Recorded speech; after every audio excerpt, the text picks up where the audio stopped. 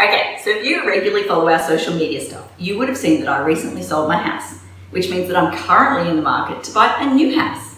Anyway, last week I took my sister past a property that I found in Brisbane, a property that I'd absolutely fallen in love with.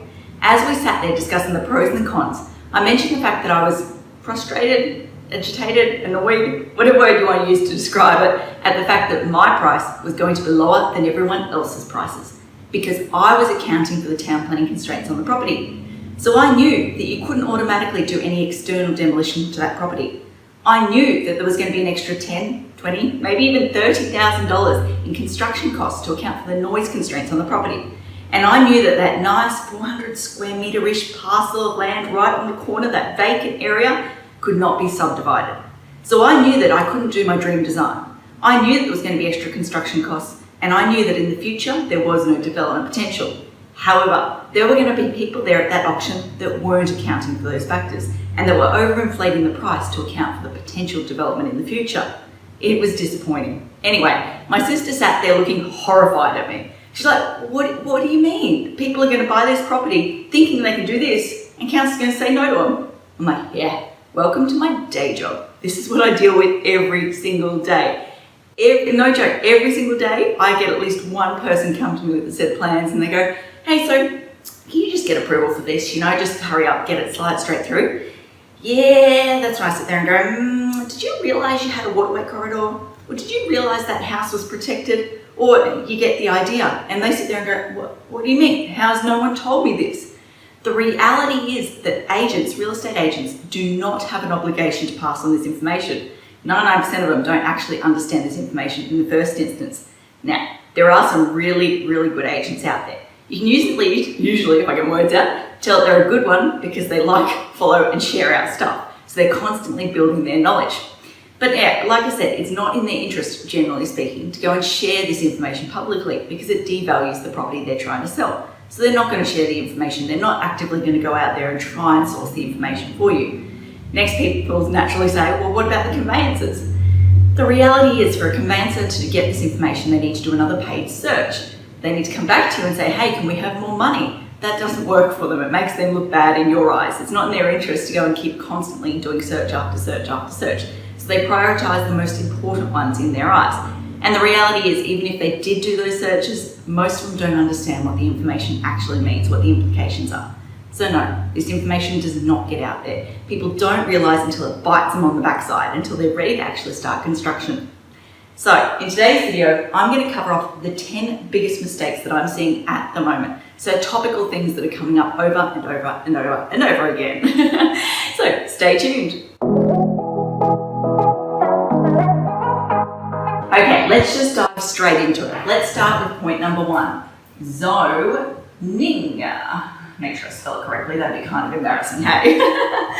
Okay, so let's be real. No one likes the idea of units popping up next door to their dream house. They have a reputation for having privacy impacts, noise impacts, the list goes on and on.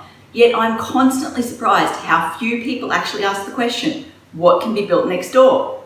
Now, back in the day, it was a little bit wishy-washy, but the reality is these days, council has very, very clear guidelines for what they want to see in each zone. It ranges from, let's say, 180 square metre lots up to 450 square metre lots. It ranges from no units to units. So you quite simply need to work out what zoning is proposed, or what zoning is actually in place, I should say, next door, and what rules match up with that zoning. It is so simple, people. Why don't people do it? People are always complaining about council allowing unit developments next door to them. It's like, well, why didn't you check whether units could be built before you purchased the property, people? Anyway, I'm going to include a link in this video, firstly to let me get my words out. I'm going to include links to 3 separate videos. The first video is going to show you how to use Brisbane City Council's interactive mapping program. So how to actually find out what zoning is in place on the site and the surrounding sites. The second video I'm going to include a link to explains the intent behind the residential zonings. So what council intends to see in those areas, funnily enough, just said that, and what the black and white rules are. So what the minimum lot sizes are, whether units and townhouses, duplexes, etc. can be built in that zone. The final video that I'm going to send a link to, what was the final one I was going to talk about? Zoning. Oh yes, upzoning. So the areas that council actually plans to upzone in the future. So you can sit there and go, okay, what's the current state of play? What will council allow at this point in time? and then looking into the future, is this one of the areas the council intends to change the zoning in? So check out those 3 videos below. Okay, let's go to number 2. TBC-DEM.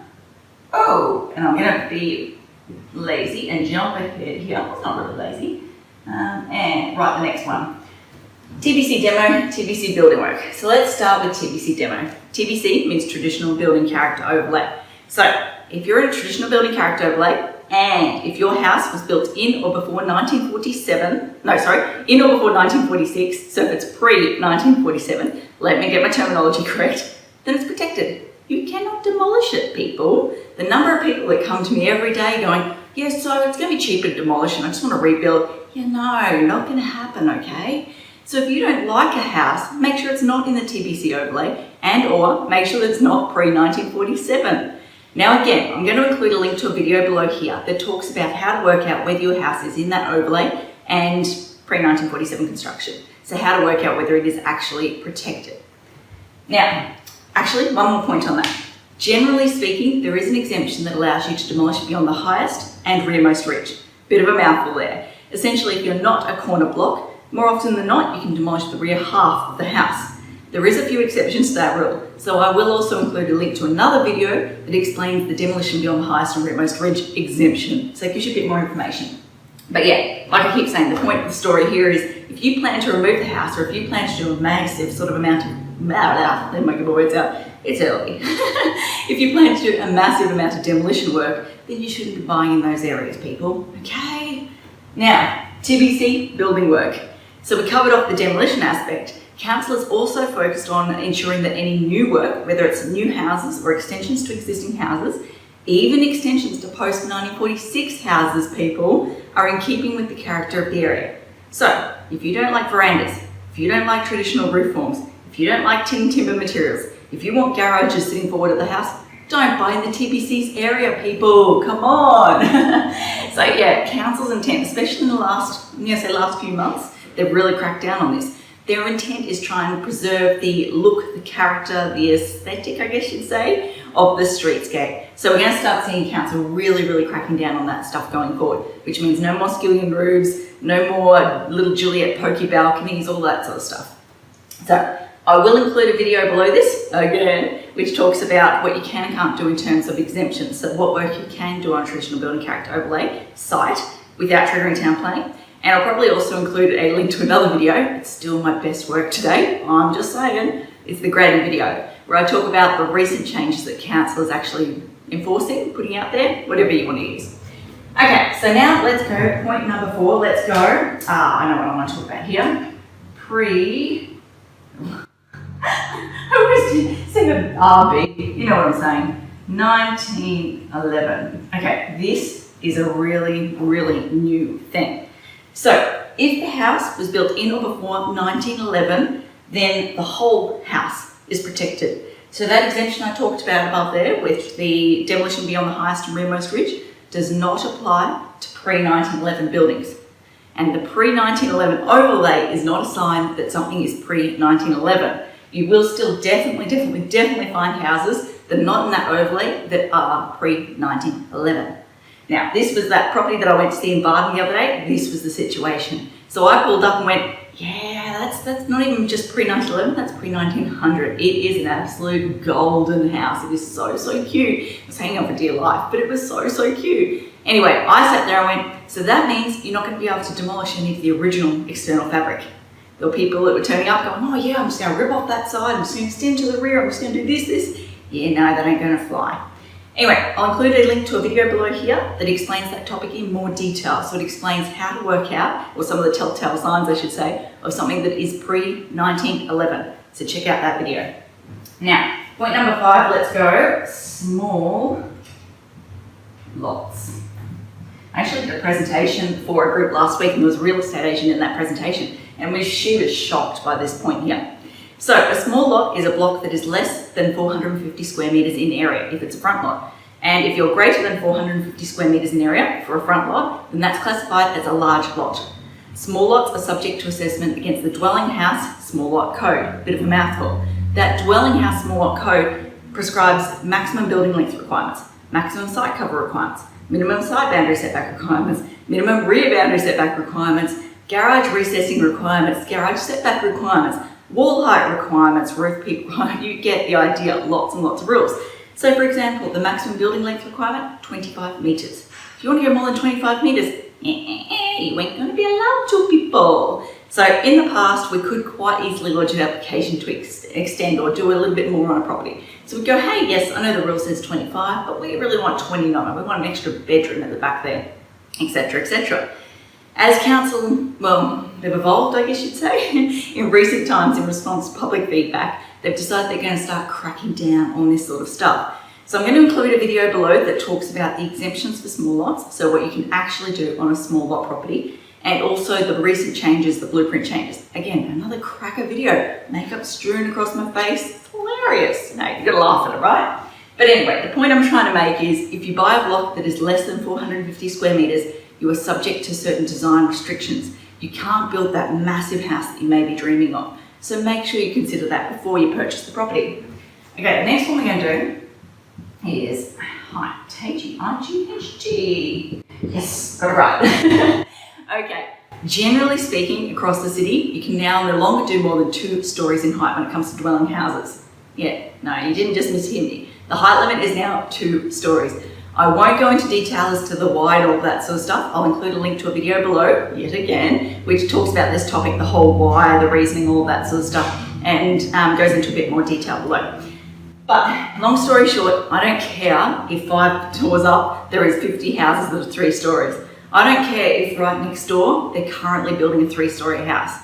All I care about is that the current rules say that 99% of the time, you cannot go over 2 stories in height. There is a couple of teeny tiny exceptions, I should say, to this rule. If you can demonstrate that more than 50%, so more than half of the properties within 35 metres of your frontage, which typically means 2 houses one side, 2 houses one side, and 1 or 2 across the road, are already over 2 stories in height, then you may be able to go over 2 stories in height. Like I said, if the houses down the street are over, but your immediate neighbours aren't, sorry, you don't qualify. The other exception to the rule is if you've got a really, really steep site, they might allow a small portion in the middle where the levels can overlap, so you can have 3 stories in the centre where you step down the site. But you don't automatically get 3 levels all on top of each other. So yes, height. No longer allowed 3 stories, people. So don't go pushing that issue. Okay, point number 7. Let's go. Bushfire. That's my next one I want to talk about. Bushfire. Okay. Brisbane City Council has been led to believe that a bushfire will be Brisbane's next major natural disaster. So our last it really is early, please stick with me. Anyway, our last major natural disaster was the 2011 floods. They've been led to believe that our next one might be a bushfire. So what they've done is they've gone around the city and classified everything as low, medium and high bushfire risk. When you actually look at the mapping, pretty much all of the western suburbs is covered, and all the areas like Mount Gravatt, parks, all that sort of stuff. You'd be very, very surprised to see how much of this mapping affects the city. And when I say how much of this mapping, I mean the medium and high categories.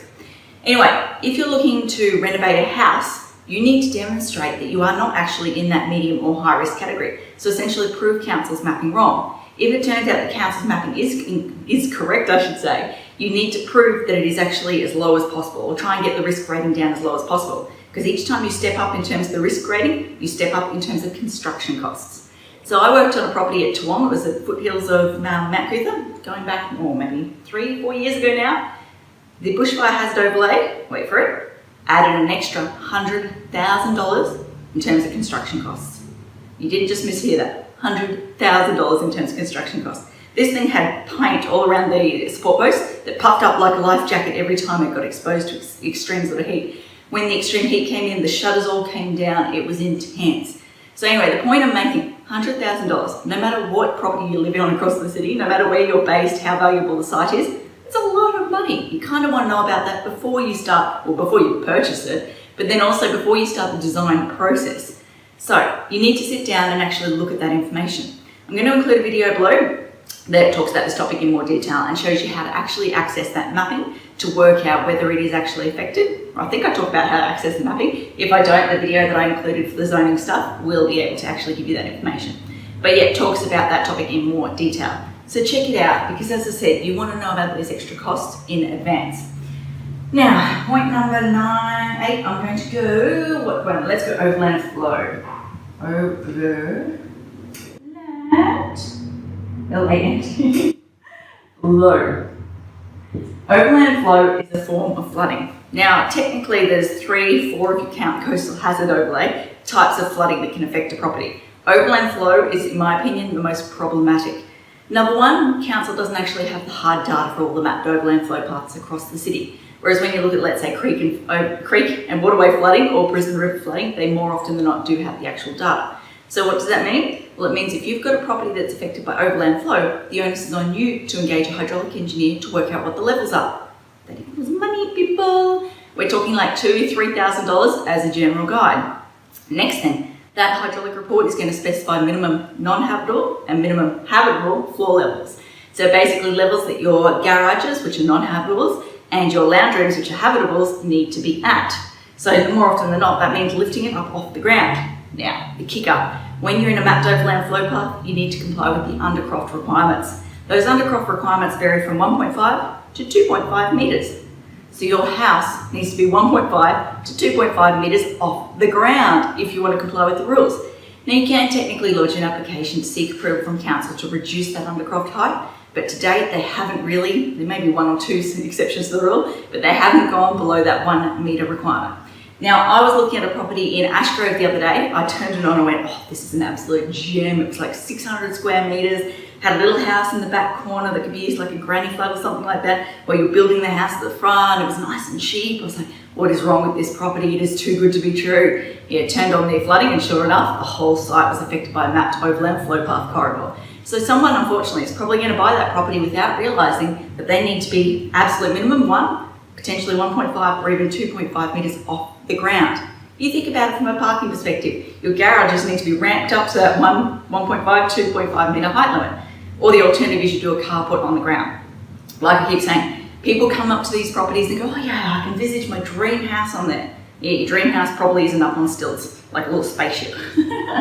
So I actually do have a video now that I'm thinking about it. A video that talks about all the flood impacts when it comes to, I think it only talks about subdivisions, not with houses. I'll have a look, but I'll include some video down below that can refer to that topic and give you a bit more information. Now, point number 9, let's go. Ooh, this is a good one. Street trees. Oh, I'm going to admit I'm a bit sadistic here. I love talking about this topic because it gets a lot of reactions from people. Okay, so you know the trees that you find between the curb and the property boundary? They're called street trees. They're not yours, they're council's. They're protected. No matter how small, no matter how ugly, no matter how scraggly they look, they're council's and they are protected. So we see an issue come up all the time where people go, okay, yep, there's my dream house, there's the garage, there's the driveway that goes straight to the house. I look at it and go, yeah, so smack bang in the middle of that driveway or that crossover, and crossover is essentially the portion of driveway between the curb and the boundary, there's a nice little street tree. How are you going to get around that street tree? And they're like, I don't know, we'll just remove the street tree. We're not going to keep that. Yeah, it's not yours to remove. You need council's approval. Now, I will include a video below that talks about this topic in more detail, but long story short, it's very, very hard these days to get approval to remove street trees. So essentially what it means is people end up having to flip their house designs. So moving the garage from one location to another location on the property. Sometimes it's going from the western side where you're essentially absorbing all the heat and the sun and the heat loading and all that sort of stuff, to the northeastern side where it's all beautiful northeast sort of sunlight and all that sort of stuff. So it's going from the worst side of the house in terms of blocking sun for you, best side, worst, best, however you want to look at it, positioned to help your solar orientation, to a location where you ideally want your primary open space or living areas and all that sort of stuff. So it can have some major implications for people. So don't underestimate those trees. When you turn up to a property, actually look up and down and go, where are the street trees? Are there any street trees? If there is, can we design the driveways around them? And as you'll see in the video that I'm going to include below, it's not just the trunk of the tree, it's the root ball below that you need to consider. Check out that video because it's definitely going to give you more information. Now, lucky last. Similar sort of vein here. Now, natural assets, local laws. What does it mean? Protect vegetation, in short. So unfortunately this one's a bit of a pain in the backside because it isn't accessed or the information isn't available through the free mapping program that I'm going to link into that first topic there. So how do you find out whether a property has an owl on it? 2 ways. Firstly, you can go to eBIMAP, E-B-I-M-A-P. You can do a single day license, which is just under $30 at the moment. So basically sign up to council's paid mapping program, search, bring up the property report and actually look whether the property has now on it. The other option is to jump on the phone to Brisbane City Council and ask the question. They'll normally take your details and say they'll get someone to give you a call back within 2 business days, blah, blah, blah, blah, blah. Usually it happens a bit quicker. So yeah, you can do the paid option if you want the information immediately, or if you've got multiple sites that you want to look at, obviously $30 for one site, it's a lot of money. The other option, jump on the phone to Brisbane City Council and ask the question. But yeah, you want to make sure it doesn't have now on it, because now means protected vegetation, like I suggested, which means the trees need to stay, which means your house needs to be designed around those trees. Yeah, that can be a pain in the backside. We've got one at the moment at Petrie Terrace. We've got 2 now protected pine trees. The root balls for those pine trees are like 8 metres in radius, so 16 metres from side to side. That's a lot of land that we now can't touch when it comes to design that house. Major impact. So there you go. Number 1, zoning. Make sure you're not building or buying in an area that's intended to have units in the future or more houses in the future if that's not what you want to be surrounded by. TBC demo, make sure if you want to demolish the house or if you plan to do major demolition works, you're not in the traditional building character overlay and it's not pre-1947. TBC building work, if you don't like pitched roof forms, traditional cutesy sort of Queenslanders, don't buy in those areas because that's what you're going to have to do, people. Pre-1911, new issue, you've got to sit there and make sure that if the house is pre-1947, it's not also pre-1911, because then the allowable demolition work that you can actually do is significantly reduced. You essentially can't touch the original fabric of the house. Small lots, if the lot's less than 450 square metres for a front lot, you've suddenly got extra design requirements, 25 metre building length, generally speaking 50% site cover limit, etc, etc. 7.5 metre wall height, that's another big one that catches everyone. Height, don't assume you can do 3 stories because you can't these days. Bushfire hazard, extra construction costs, $100,000 of extra construction costs, people, lots and lots of money. Like that's obviously an extreme example, but I'm trying to scare you here and really drive home this point. Overland flow, you've got to pay for a hydraulic engineer, you've got to design the floor levels to be up, number 1, to comply with the minimum habitable and non-habitable requirements, but also you need to make sure you comply with the undergrowth requirements, which often means a spaceship and no garages on the ground level. People don't like that. Street trees, make sure that your ideal garage design works in with the street tree placement in the street. Yeah, you get what I'm saying. And now make sure that you don't have any protected vegetation on the property that is going to constrain the location of your future building pad. Now, this is 10 points. I could literally stand here right now and give you 50 different points. Like, if I could teach all of this information right here, right now, I wouldn't have a day job. There is a lot of stuff to talk to people about. But I just wanted to, I guess the purpose of today was probably to scare you, make you realise that you don't know what you don't know, and to push you to actually ask questions. So that leads to my next point. When should you talk to a town planner? Ideally, you talk to a town planner before you purchase the property. So you go to a town planner like myself or any of the other town planners out there in Brisbane and say, hey, I'm looking to do A, B, C. What should I make sure I avoid? What should I be looking out for? Then when you actually purchase or you find a property that you think is a good one, you need to run it past a town planner again and say, hey, this is the site I found, this is what I intend to do to the property. Do you see any issues with me actually doing that long term? Next, when you get to a building designer or an architect, you want to say to them, do you know what town planning is? Do you understand the town planning requirements? If they turn around and go, what's town planning? Yeah, you give them Brisbane Town Planning's name. We love building designers and architects. But yeah, basically you want to make sure you're dealing with someone who knows to ask questions. It's not the building designer and the architect's responsibility to understand all of the town planning stuff, but they should have an idea of what town planning is and when to ask questions, because you don't want them to do a design. You don't want to spend, let's say, 12 months coming up with your dream house design, only to find that you can't build that and you have to go back to square one. Yes, that happens every single day. So I think that covers everything I want to talk about today. Like I said, the purpose of this video is just to open your mind to what you don't know so that you actually start asking questions. Now, if you've liked this video, please, please, please, I'd encourage you to like our page. Facebook being what it is today, they don't actually like to promote our videos to people without some money behind it. So each week we generally throw $15, $20 behind a video to make sure that everyone who has liked our Facebook page gets to see the video. So basically, put simply, if you like our page, you have a higher chance of seeing our future videos. If you want to go back and see some of our previous videos, just click on a video tab and scroll through all of those videos. We've been doing them since January this year on a weekly basis. Every single Friday we post, there's a lot of videos there. So hopefully this video has been helpful. Until next time, thanks for watching. For all you red tape lovers out there, I have one thing to say. Well, no, actually, I've got three. Number one, the advice provided in these videos is general in nature. It's not site-specific. You would be a silly Billy to go and make financial decisions based on this advice without first checking with the town planner. Don't be a silly Billy. Number two, Brisbane town planning is in no way linked to Brisbane City Council. The views expressed in these videos are my own, not council's. So if you don't like them, blame me, not council. Number three, what was my number three? Oh yeah, the views expressed in these videos are accurate at the time of recording. If you're watching this video back 10 years from now, the views may not be so accurate. That's all. Bye.